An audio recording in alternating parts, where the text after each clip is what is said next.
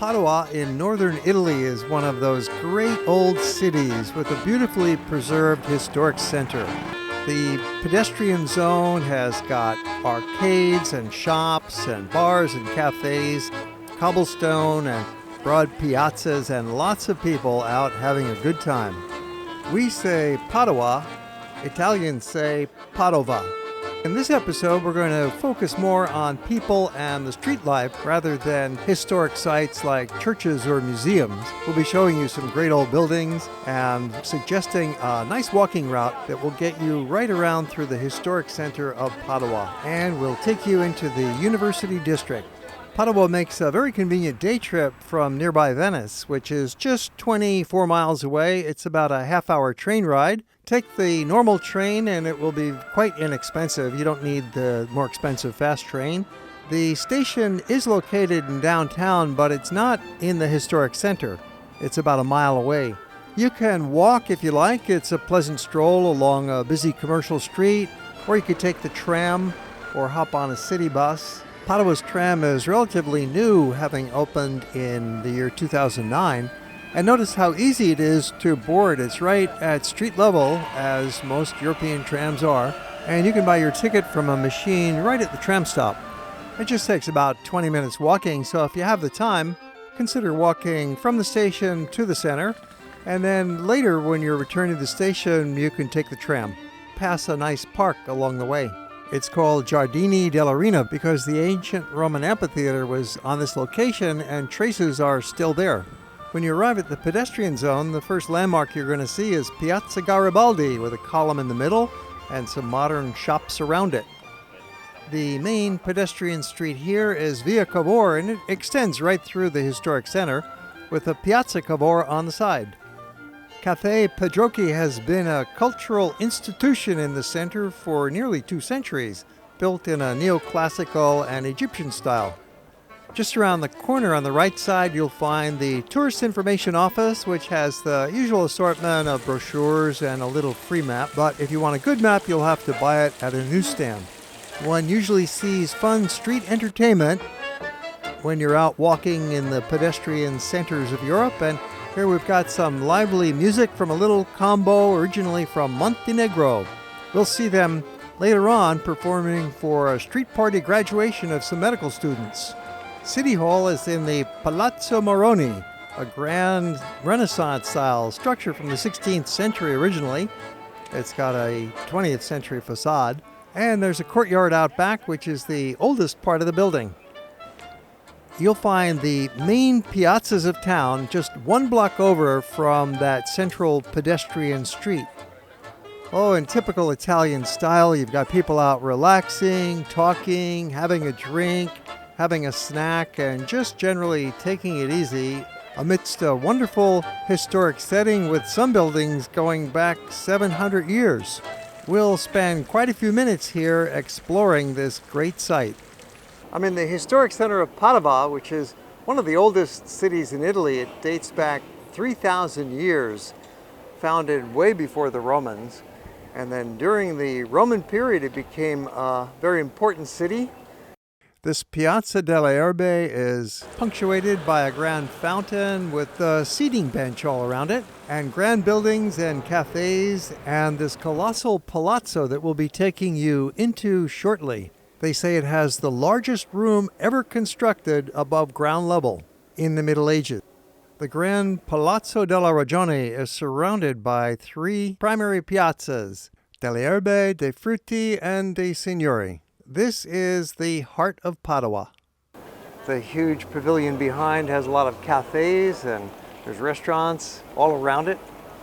A lot of pedestrian streets here in Padua.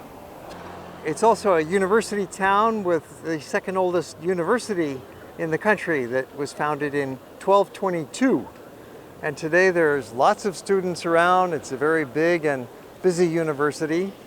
The town has a wonderful historic center with pedestrian lanes and the Loggia with all of these arcades and columns.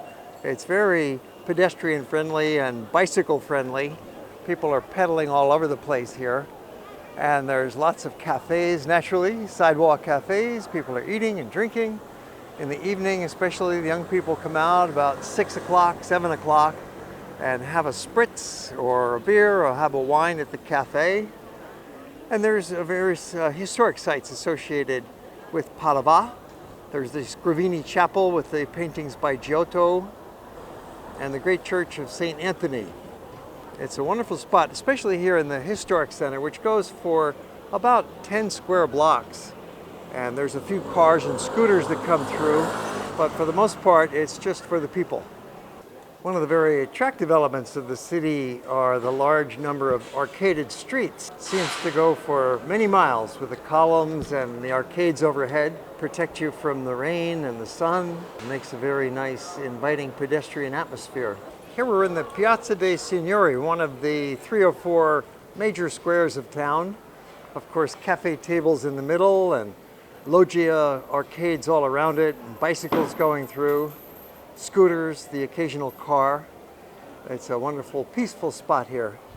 The piazza gets a little busier later in the day, say between 7 p.m. and 9 p.m. Locals come out and sit, have a drink, maybe have dinner at one of these restaurants. The Loggia of the Grand Gardea, with its broad staircase, a popular meeting spot, and columned portico, was built for the city council 500 years ago. Now it's a conference and exhibit center. The Capitaniato is home to an arts department of the university. There are some helpful signs that will show you distances and directions. And notice the map, it has circles showing what's in a 5-minute walk from here and what's in a 10-minute walk. The neighborhood of San Nicolo is a little off the beaten track for visitors, but it's a rewarding spot with these little piazzettas. And there's a piazza with a church of San Nicolo. Via Santa Lucia is typical of the little back lanes that you'll find around the edges of the historic center. Again, this might not be on too many tourist maps, but it's a pleasant stroll walking underneath the arcades, and it's a little mysterious. What's around the next bend? There's several side alleys that connect you back into the main piazza of town, and you'll find small shops and a few cafes along these side alleys as well. In a few blocks, you're back at the main Piazza delle Erbe. It seems like all streets somehow lead you back to this central location. We've seen it before and we'll return here in a little while, but for now we're going on to the main street of the historic center. 2 short blocks down Via San Canziano and we are at Via Roma, a wonderful walking street. It really is the main pedestrian lane of Padua, and while it's not a piazza, it functions as one because there's no cars allowed. So it's long and narrow as a street, but filled with people. Several blocks on the west side of Via Roma are the old Jewish ghetto, and it's an extremely well-preserved historic neighborhood. Isn't it great how the character of a street is transformed when it's taken over by people? And in this case, they plopped down a sidewalk restaurant right in the middle of the street. No problem, because there's no cars coming by. There are so many arcaded sidewalks that one more loggia might just seem normal, but in this case, it's the facade of a church, Santa Maria dei Servi, and the interior has one of the most incredible Baroque altars anywhere in Italy. The entrance is easy to miss. It looks just like another door, but it's worth popping inside for a moment. One of the main kinds of stores you'll find, of course, is for ladies' clothing, as always. And fashion is an item even here in Padua. These models are out for a shoot with their photographer, looking for some kind of a historic backdrop, no doubt. If you have a little more time in your visit to Padua, explore that neighborhood just east of Via Roma, along Via San Francesco and some of the other side lanes. It's very historic, and here too you'll find a number of pedestrian lanes. Conversion of these neighborhoods to the pedestrian zone started in Padua back in 1990, and naturally it's been gradually expanding ever since. And that's the typical pattern that you find in many of the historic cities of Europe. The old convent of San Francesco is just another block along the street. Via Zabarella is typical of these side lanes shared by pedestrians and bicycles and the odd car. But look at these 3 bicycles using their mobile phones. 1, 2, 3. Not supposed to do that while driving. But this is Italy. That little detour was fun. And now we are homing back on the main Piazza delle Erbe, which is getting much busier now as twilight descends. It's early evening, and people are filtering in, sitting at the cafés and having their spritz or wine or beer. In this central part of town, there are the 2 Piazza, dei Frutti and delle Erbe, and they are flanking the Palazzo della Ragione that we're going to take you inside in just a moment. On the ground floor of the Palazzo, you've got some markets outdoors in the Loggia around it, and also inside running through it in 2 different corridors. There's been a food market on this site in this lower level in continuous operation for the last 800 years. In the morning, there is a bigger fresh produce market out in the piazza, and these interior shops are open all day.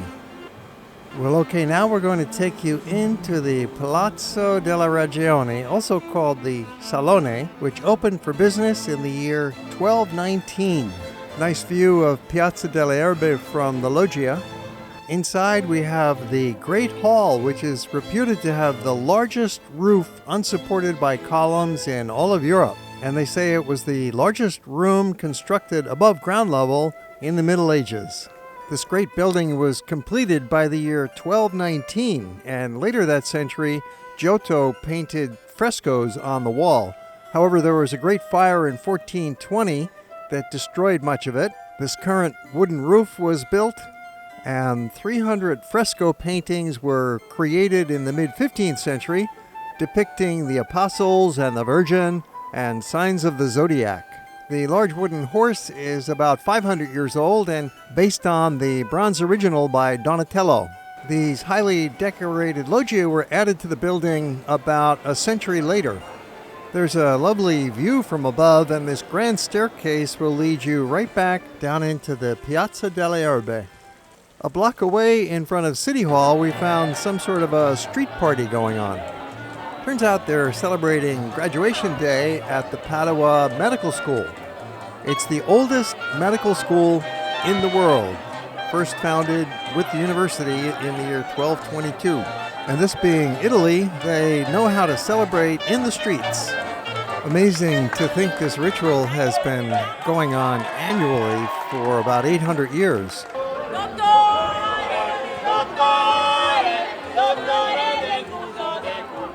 And Padua still has one of the best medical schools in the world.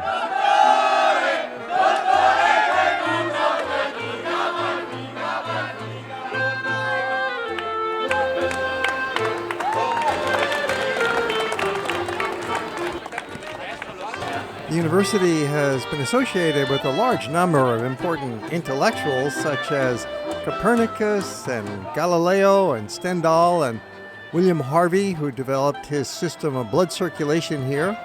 The University Medical School has the oldest anatomy lab in the world, and the university also hosts the oldest botanical garden in the world, which was used as a garden of curative herbs attached to the medical school.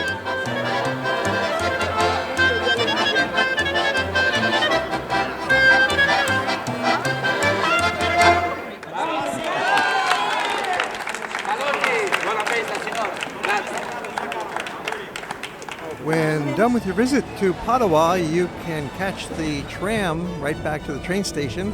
It's about 1 mile, so you could walk it, but by now you're probably kind of tired, so it's nice to get on this tram, very quick and smooth. You'll reach the station in 5 minutes. This assumes that you're not staying overnight in Padua, which you don't really need to do. You can easily see Padua in half a day, or if you like, a full day, and return to your home base, which is most conveniently in Venice, just a half an hour away by train. Very simple to buy your train ticket at the station using the machines. In this case, it's under €5 for the one-way trip back to Venice, and they'll take credit cards or cash. Insert your card. They have a grand piano set out so anybody can just sit down and start playing and entertain you. Stazione di Padova is one of the biggest train stations in Italy with 11 platforms and more than 450 trains a day passing through, including some of the high-speed trains that connect Venice with Milano. You don't need to catch one of the high-speed trains back to Venice because the regular speed gets you there in just about the same time, and it's a lot cheaper, and service is more frequent. In just 30 minutes, you're back in Venice.